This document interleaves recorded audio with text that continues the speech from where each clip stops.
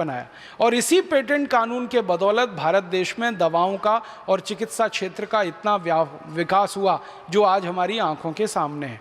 अब एक गंभीर परिस्थिति आई है देश के सामने। अब वो परिस्थिति आई है कि बाहर के देशों से आने वाली विदेशी कंपनियों ने 1970 का पेटेंट एक्ट बदलवा लिया है और भारत की सरकार ने विदेशी कंपनियों के दबाव में आकर एक नया पेटेंट कानून इस देश में लागू करा दिया है। जो नया पेटेंट कानून इस देश में लागू हुआ है उसमें वो सारे प्रावधान हैं जो अंग्रेजों के ज़माने वाले पेटेंट कानून में होते थे। जैसे नया पेटेंट एक्ट आया है उसमें यह है कि किसी भी डिस्कवरी को और किसी भी इन्वेंशन को भारत में पेटेंट दिया जाएगा। दूसरा उसका प्रावधान यह है कि पेटेंट की अवधि 20 साल के लिए होगी। तीसरा प्रावधान यह है कि किसी भी दवा के प्रोडक्ट को भी पेटेंट किया जा सकेगा, प्रोसेस को भी पेटेंट किया जा सकेगा। चौथा प्रावधान ये है कि भारत के बाहर की कोई कंपनी अगर लाइसेंस लेती है भारत में दवा उत्पादन का और उसको किसी दवा पर पेटेंट हासिल है तो जरूरी नहीं है कि वो कंपनी उस दवा का भारत में उत्पादन करे, वो विदेशों से भी आयात करके उस दवा को भारत में ला सकती है और इस देश में बेच सकती है। माने सारे के सारे अंग्रेजों के ज़माने वाले कानून के प्रावधान अभी के कानून में आ गए हैं जो इस समय देश में चल रहा है। इसने हमारे देश की व्यवस्था को बदलना शुरू किया है और व्यवस्था को ऐसा बना दिया है कि जो दवाएं पहले बाजार में सस्ती कीमत पर आसानी से उपलब्ध थी वो अब इस पेटेंट कानून के बाद विदेशी कंपनियों की मोनोपोली में चली गई हैं वो दवाएं, और कंपनियों ने रातों रात उनके दाम बढ़ा दिए हैं और बेतहाशा कीमतें बढ़ा दी। मैं आपको उदाहरण देके बताना चाहता हूँ, कैंसर का इलाज करने के लिए जो दवाएं भारत के बाज़ार में उपलब्ध हैं वो थोड़े दिन पहले तक भारतीय पेटेंट कानून से संचालित थी 1970 वाले से। अब सरकार ने वो 1970 वाला कानून बदल दिया। अब वो दवाएं संचालित हैं नए कानून से जो पूरी तरह से अंग्रेजियत वाला है। इस नए कानून के आते ही जो कैंसर की दवाएं 8, 10, 12 हज़ार रुपए में उपलब्ध थी अब उनकी बाजार में कीमतें 1.5-2 लाख रुपए तक पहुंच गई।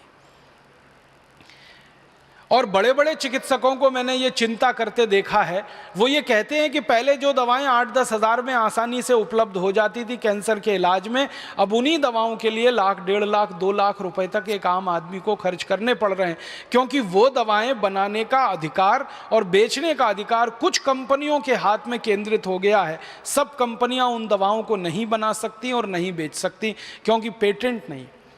पहले बिना पेटेंट के थी जिसको अंग्रेजी में ऑफ पेटेंटेड कहा जाता है वो दवाएं, अब वो सब पेटेंट के दायरे में आ गई हैं। हमारे भारत के बाज़ार में एक छोटा सा सर्वेक्षण अभी किया और ये जानने की कोशिश की कि कितनी दवाएं हमारे देश में हैं जो पेटेंट के दायरे में आई हैं। तो आपको मैं ग्रुप के हिसाब से बताना चाहता हूँ, एंटीबायोटिक जो दवाएँ हैं सभी एंटीबायोटिक दवाओं में 40% दवाएँ पेटेंट के दायरे में आ गई हैं। फिर उसके बाद एंटीबैक्टीरियल जो दवाएं हैं बाजार में उनमें से 98% दवाएं 98% पेटेंट के दायरे में आ गई हैं। फिर उसके बाद जो एंटी फंगल दवाएं हैं वो लगभग 69% पेटेंट के दायरे में आ गई हैं। फिर उसके बाद हृदय रोग नाशक कार्डियोवैस्कुलर मेडिसिन जिनको आप कहते हैं वो दवाएं करीब करीब 74% पेटेंट के दायरे में आ गई हैं। फिर उसके बाद दर्दनाशक जो दवाएं हैं, दर्द निवारक जो दवाएं हैं वो करीब 78% पेटेंट के दायरे में आ गई हैं। और फिर उसके बाद जो एंटी डायबिटिक मधुमेह नाशक दवाएं हैं वो करीब 55% पेटेंट के दायरे में आ गई हैं। और अस्थमा नाशक एंटी अस्थमेटिक जो मेडिसिन हैं वो 47% पेटेंट दायरे में आ गई हैं। जो कॉन्ट्रासेप्टिव्स मेडिसिन हैं वो करीब 88% पेटेंट के दायरे में आ गई हैं। और जो एंटी अल्सर दवाएं हैं अल्सर रोधी वो करीब 65% पेटेंट दायरे में आ गई हैं। और जो ल्यूकेमिया के काम में, ल्यूकेमिया इलाज में ल्यूकेमिया रोधी दवाएं जो मानी जाती हैं वो 32% पेटेंट के दायरे में आ गई हैं। मतलब कुछ ही दवाएं हैं जो अब पेटेंट दायरे के बाहर हैं। एंटीबैक्टीरियल में तो सिर्फ 2% दवाएं हैं जो पेटेंट दायरे के बाहर हैं और दूसरे ग्रुप्स में किसी में 20-25, किसी में 40% तक।